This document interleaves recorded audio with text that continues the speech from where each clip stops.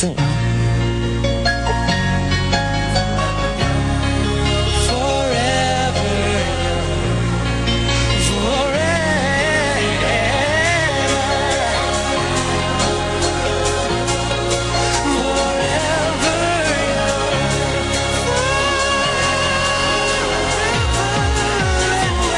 Orlando's the bomb. It's a great place to be. There's a lot of things going on as far as Universal and everything is expanding, and it's like becoming like a second Hollywood pretty much, I think, because it's growing more and more, TV and television and music industry and everything. Let us live eternally. We can reach our destiny. We will feast in harmony as one forever young. I did a TV show called MMC, and I was on the Disney Channel. And it was kind of like a variety show for kids. And I did that show with JC. It consisted of singing, dancing, and acting. We would do cover tunes of the top 40 music out at the time. We would do dances to the songs, and we would shoot our own little music videos of the videos that were already out. And then we'd do sketch comedy. I used to do a lot of singing in coffee shops or things like that, talent shows. I sang from just me and a friend of mine with guitars, and I've sang with 5-part harmony, quartets, quintets, septets, sextets, everything.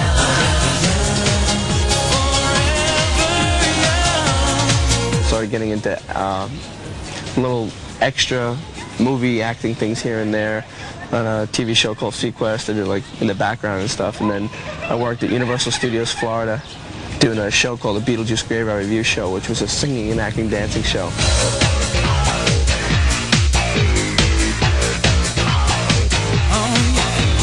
I was in a show called Attaché, and we went around the country and competed, and it was the #1 show choir around the world, actually, so it was pretty cool to... Everybody knew somebody in the group, and I knew JC and I knew Chris. I knew Chris because he worked at Universal doing the Hollywood High Tones. He called me up like maybe a week or two later and said, "Hey man, my friend Chris just called me." I said, "Well, I don't know Chris." He goes, "Oh man, Chris is one of my good friends, blah blah blah blah blah." He said, you should meet him, dude. He wants to start a pop group." Let me tell you how I feel. I need your love and girl give it to me. And then I knew JC because I had a couple of friends that worked on the TV show, the Mickey Mouse Club, with him as well. Next, we ran into Joey, who I had known for 5 years. He was one of the first people I met when I first moved to Orlando to do the TV show, and he became one of my good friends. By the light, by the light, by the light, by the silvery moon, not the sun, but the moon. So I knew both of them, and basically I bumped into them and Justin, the three of them, at a place called Pleasure Island, which is a Disney place that has a couple different clubs, the club. So I bumped into them, and they said that they were putting a group together, and since they knew I could sing, they said, "Well, why don't you, try out and sing with us and stuff." I said, "All right, I'll sing." You are in my dreams at night. Whatever I do, you're always on my mind. So from there, it clicked. Everything was like this, man. And then it became serious and more serious, and then it developed. I can't wait until the day when you and me are one in love to stay. After that, we had everything, we had the harmonies down tight, but we just missed the bottom, it's just like we wanted to hear that. Bah. So I was the last member to join Nsync.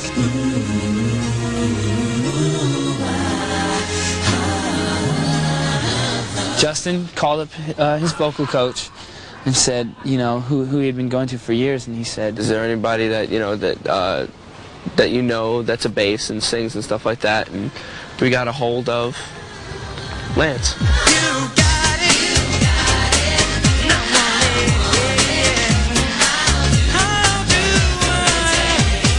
Justin called up Lance and said, "Yo, why don't you come down here and check this out and see what you think, and then maybe just sing with us and see how you like it or whatever." So he comes down, we start singing, and we didn't let him go home after that. I thought she knew my world all around her, my love like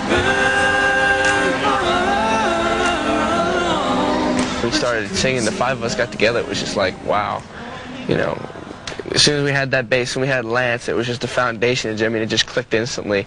And then we just, every day we just went to the guy's house and just practice.